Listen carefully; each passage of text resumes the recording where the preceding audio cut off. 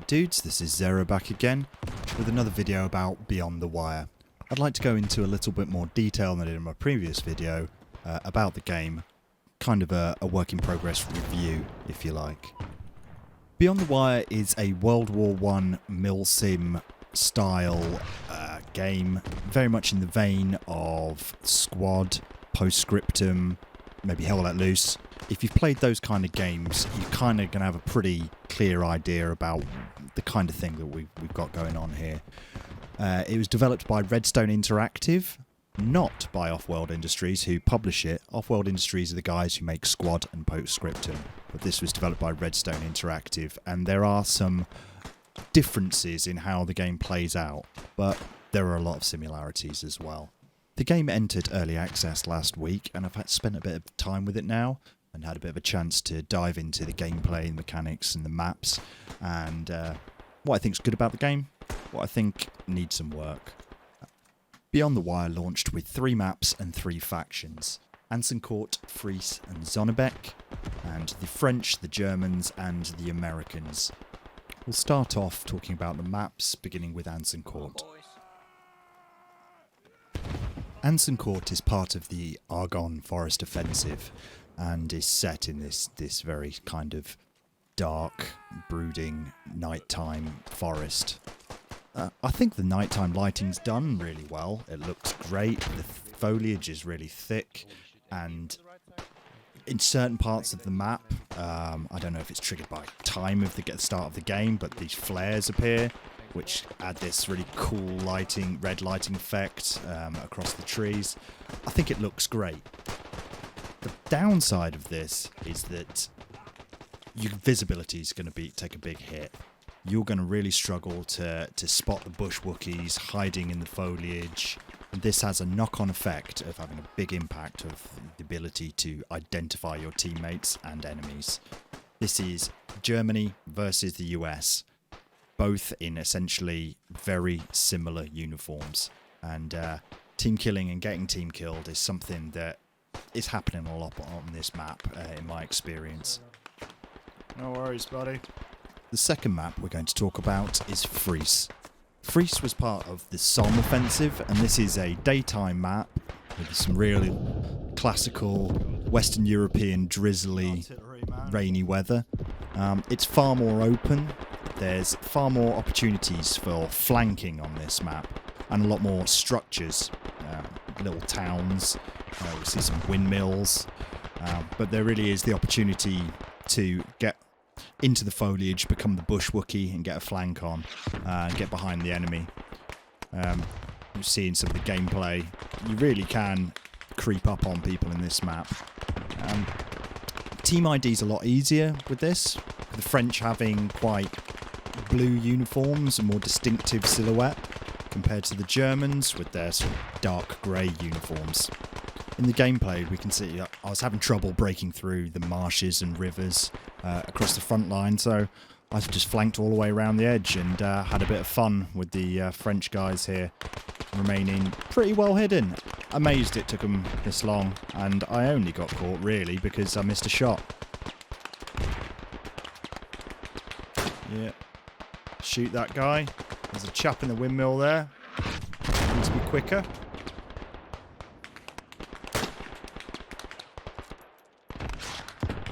There he is, he's come out. I think I got him. Have a quick reload. Reload animations are really... Yep, here it comes. Blows right past me. Missed that one. Yep, shave his armpit and get shot in the face. The third map is Zonnebeck, which is part of the Passchendaele conflict. And it's more of a desolate, all the burnt out trees, muddy, water-filled holes, trenches. Very, very sparse. Graphically, far less going on than the previous 2 maps. But I find that it plays better. I found that the trench combat was really exciting and fun.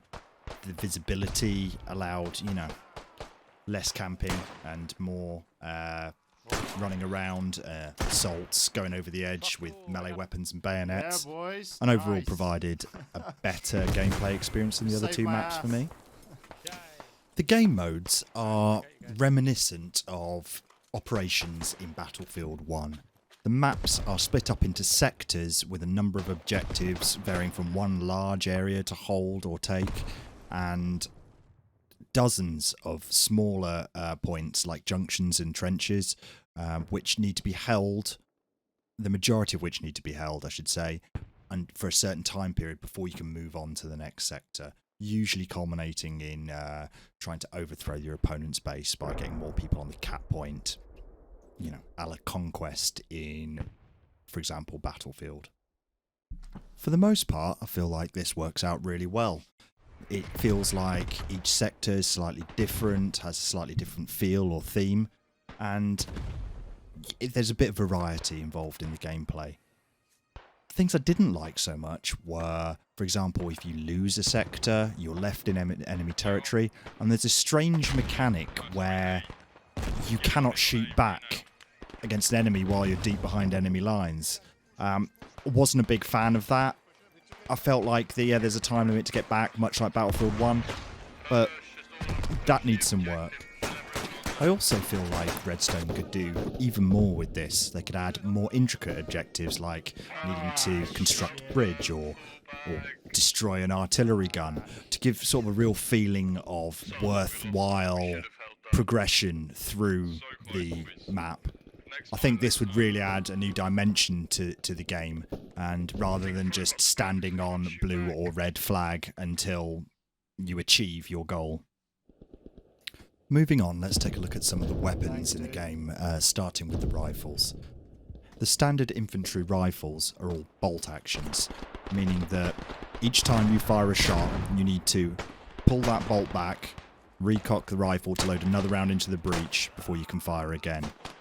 Now, mechanically, this is a little bit different from other games, because you click once to fire, then you have to click again to cock the rifle. And when you're on a one-on-one situation, or a one-on-two, things become incredibly tense as you're trying to make sure you've got enough rounds in the magazine and that you've got a round in the breech, and flailing around as you're both trying to cock a rifle becomes very, very tense and adds an intensity to the combat that is really welcome and actually is a lot of fun. This guy here scared the living daylights out of me, hiding in a little corner. Just sneaking around, trying to check your corners, checking the scoreboard for God knows what reason. Again. And then this guy murders me with a light machine gun.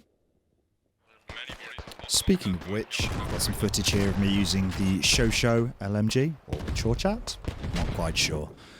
I love that animation of the bipod swinging around, which, for reasons I'll explain in a little bit, I was unable to use, but we'll get to that. My experience with the Shosho, I didn't get to use the American or the German LMGs, just didn't crop up.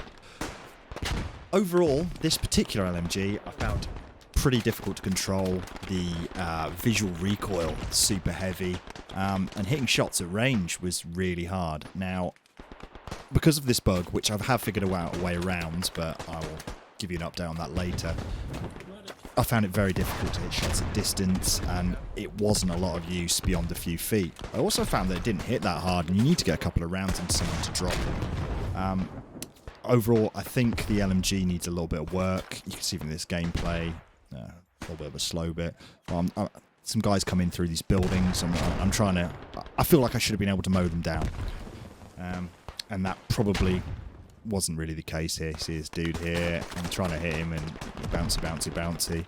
Also, I'm sure this is probably fairly true to historical accuracy, but it's not a very fast fire rate. It's kind of bang, bang, bang, bang. It's like, you know, you could almost fire semi-automatic faster than that, I would have thought. Overall, they definitely need work. Expecting to hit things at a distance unsupported, not going to happen. Hopefully the devs will give it a little bit of love, and I might be wrong on this. With the bipod working, it might be a monster. I will update you on that in the near future. Bleeding a little bit here. Next up is the pistols. Personally, I found the pistols really fun. They're so great for clearing trenches, and the squad leader and assault classes have the option of using the pistols. Quick firing, you know, you can get multiple shots off, and Where is he? I traded Not it. sure. If there's a dead guy next to me, I traded.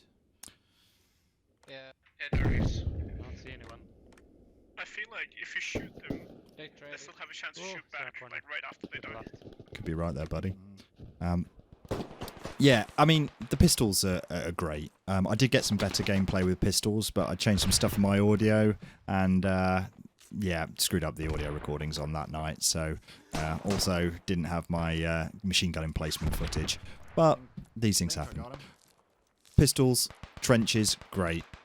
Really good fun, really good maneuverability. You can really sort of snapshot people as they come around corners, put 2 rounds in them, move on. Unless, of course, you come up against, I believe, this guy here, who gets me first. Yeah, indeed. Next up, we've got melee. Now, I have to say, I seem to be absolutely terrible at melee in this game.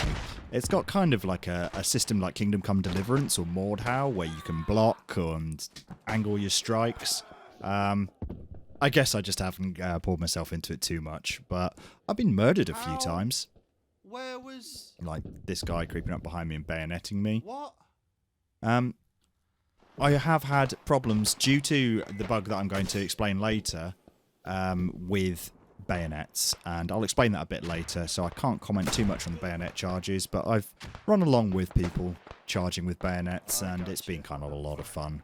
I think it's probably, from what I understand, not too wieldy, a bit tricky to get used to, but I've seen it work, and there's a lot of charm to stabbing someone with the end of your gun.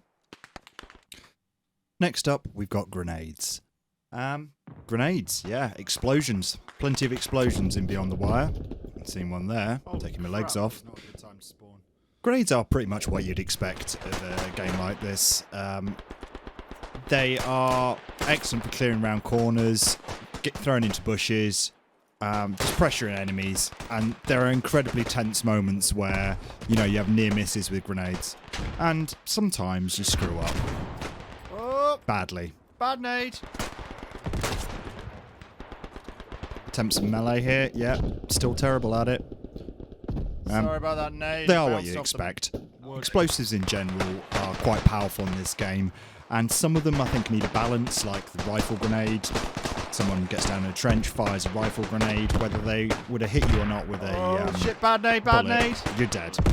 You know, as long as they get that rifle grenade. Sorry, dude. Again, screwed up with the grenade there. Artillery as well can be pretty brutal. You know, you don't have much of a chance to escape, get into cover, it just happens and you're dead. So, a little bit of balance there, I think, wouldn't go amiss. I'm nading it.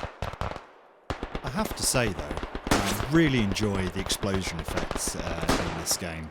It really brings some immersion into it, and you can't flinch away.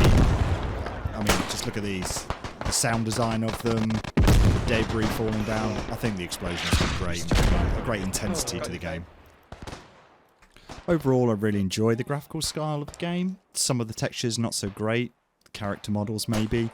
Then the foliage, the lighting, the explosive effects, the animations on the weapons, great. Also the sound design. If you played Squad, you know the sound design is just on point. Yeah, I just got one here too. All of these contribute to creating a very immersive experience. If you are coming from Squad or, say, Hell Let Loose, one thing you will notice is the game, rather than being slower paced, as you might think a World War I game might be, is actually much faster paced. The maps are more condensed, and you get back into the action very quickly. It's a higher intensity combat than those before-mentioned games.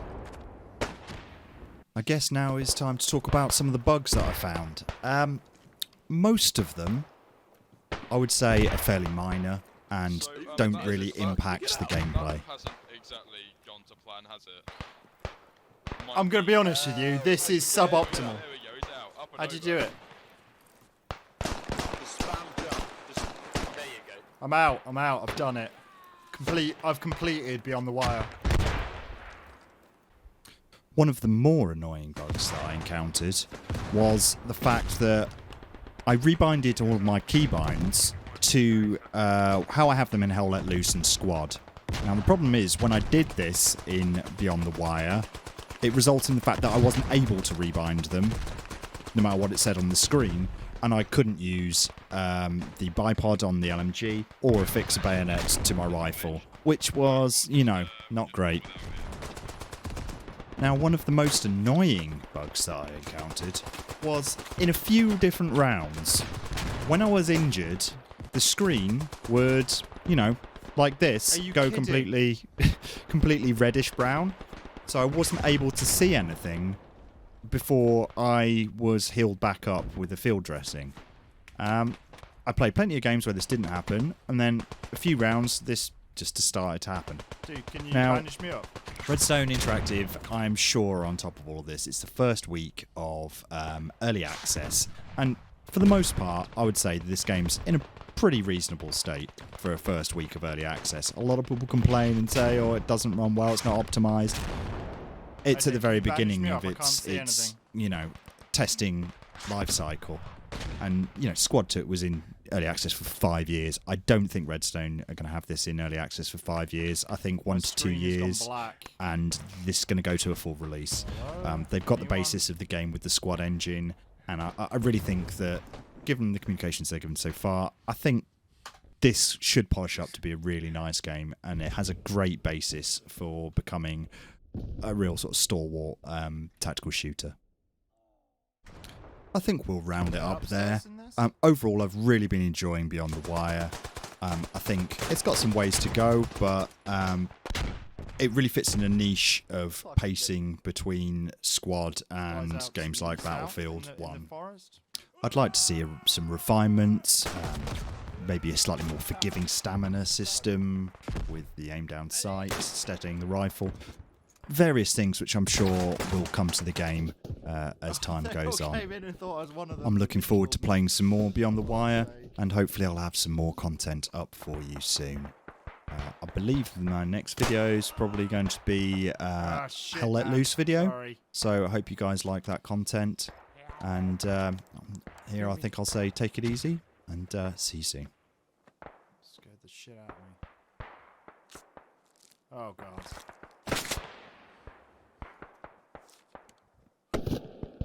Yeah. My bad. Okay, shit happens. I came around that corner and I crapped my pants.